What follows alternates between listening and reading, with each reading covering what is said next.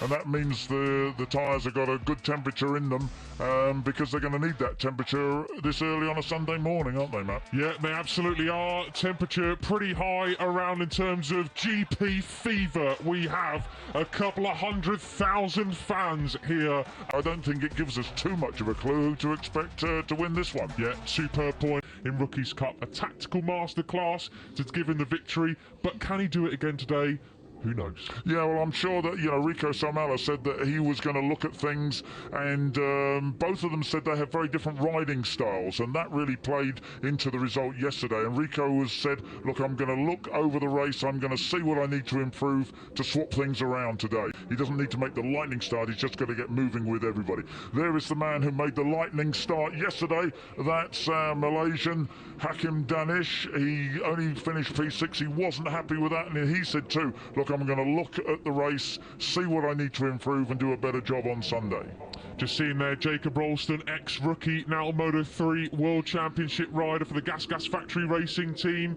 But there we go then, 1 minute to go before the warm-up lap. We're going to have a rundown of the starting grid. Quiles will take off from pole ahead of Salmela and Carpe. That was actually your podium yesterday. Danish fourth for Morelli and Moodley. Then we have Valentin Peroni, who was fourth yesterday. Another superb ride for the other Argentinian ahead of Pugliese on the grid today, and Carter Thompson in ninth. Brian Uriarte just missed out on the podium after a sterling ride to fifth. He starts from 10th ahead of Pratama and Boggio. Christian Daniel, a great ride from him yesterday. 11th place does not give you an idea of how good that ride was yesterday. We'll talk about that later on. Kevin Farkas starts from 14th from Pons, Zani, Plonk, Ramersdorfer. Quetesan looking to recover after yesterday's crash. He had a great ride through to the top 10 there.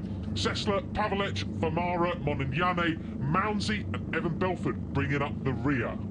And as you pointed out, Brian Uriarte had a great ride yesterday. Comes off the fourth row of the grid. He finished fifth, and he put in a couple of big efforts late in the race there. He said, look, I took a big chance on the last lap. Didn't work out for me, but you've got to take the chance, he said, and I think he's going to do that again. It's his first year in Rookies Cup. He said, I've used different lines to some of the guys. I was learning, trying different things, and I expect him to make that pay off this morning. Well, we've been talking there down into La Chapelle. That was where Marco Morelli fell yesterday. Now, if you look around the track here, you can see the fans absolutely covering every plane of grass on the hillsides here. A couple of 100,000 people expected here today. Easily 100,000 already watching the Red Bull MotoGP Rookies Cup race. This is probably their biggest race of the year in terms of audience. What an advert this is for the stars of the future, Peter. Yeah, that's right. We had a huge crowd, didn't we, a couple of weeks ago in Jerez, and this is even bigger. Absolutely fantastic stuff. And the pack being led around by the number 11, Rouchet Moodley. As I say, he was very unhappy with the way he handled the chicane section yesterday. It'll be fascinating to see what he manages if he gets it all sorted out, because he was doing the catch-up the rest of the lap, and he was quick. So, if he's got that first chicane sorted out, he's going to be one of the front runners. Got to give a shout out to the likes of Carter Thompson and Christian Daniel. Yesterday, those two had a coming together on the opening lap. They both actually had pretty good starting positions, with Carter in 9th, Christian Daniel 13th. Their results don't really reflect how strong they've been this weekend. Can they put something else together today for a perhaps top 10 result for the pair of them? No, it was a bit of a messy first corner, wasn't it, yesterday, with Rico Somala making the big move, running off the track and all that sort of thing. And then, of course, Marco Morelli falling as he went going down the hill. So let's see if they can make it a bit more tidy this time. Under starter's orders, the BMW car at the back there. What the marshals are running for, if they saw something on the track that needs cleaning up. Couple of tear-offs, maybe? Yeah, you were right. You saw somebody pull a tear off, and they're just cleaning up that, which is really good. Okay, they're unstarted orders. The red lights are on. They're off. Who gets away? Well, the 83, is it that's going to lead? I think it is, yes, it's Alvaro Carpe who has the advantage, but again a great start from Hakim Danish on 13th place. He's managed this entire first lap, it seems, so far, but he's been pushed back down to 10th behind Keeles after that open lap. He will not be happy with that one. Carter Thompson, meanwhile, a big beneficiary in that opening lap from 9th to 7th place. And of course you were looking back there at he's got it nailed. We heard from Pirelli in the pre-show. Down. Unfortunately, that is it for Rouchet here in Le Mans. That is pretty devastating. The door was opened by the 83 of Alvaro Carpe, and Danish just nipped inside. Beautifully done there. The 27 of Rico's the left-hander. And there is Rouchet's got it rolling again, but of course he's a half a lap behind now. You got a feel from here's what happened then. We're into La Chapelle, I think it is, turn 6, and what happened, Peter? Well, I think, you know, the front end was chattering around there, whether it's just too hard, too late on the brakes. Oh, and there you could see the black tyre mark of the front as it tucked under on him. Yes, just lost Rico Salmela, the 51 of Brian Uriarte in 4th place. Well, there we winner in 6th place. I'm sure he will, you know, he'll be quite happy there. He won't feel the need to take the lead immediately unless he's planning a breakaway. Undoing yesterday. Yeah, I would certainly agree with that one. Similarly with Max Keeles, he realises that even with a duff start, he can still get that victory.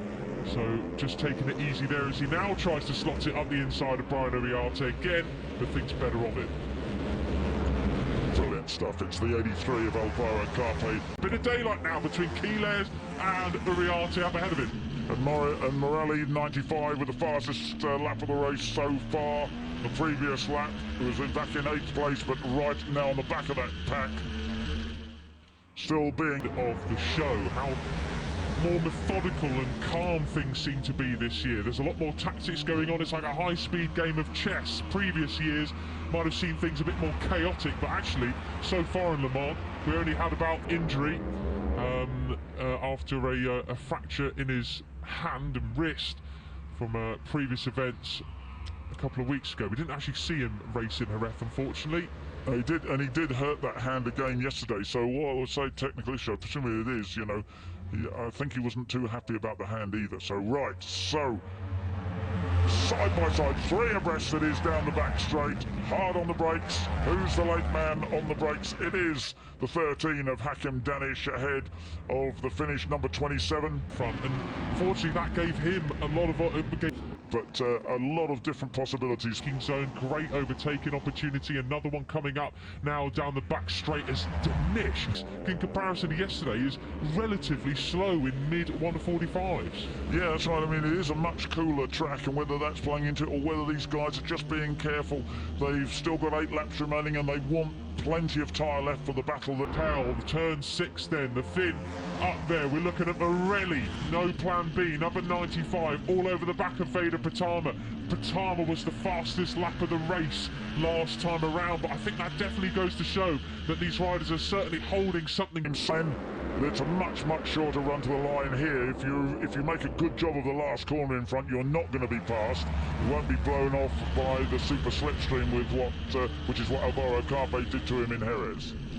Veda Pratama, the Indonesian, finished in 10th place yesterday. A really impressive performance. The Asia Talent Cup reigning champion.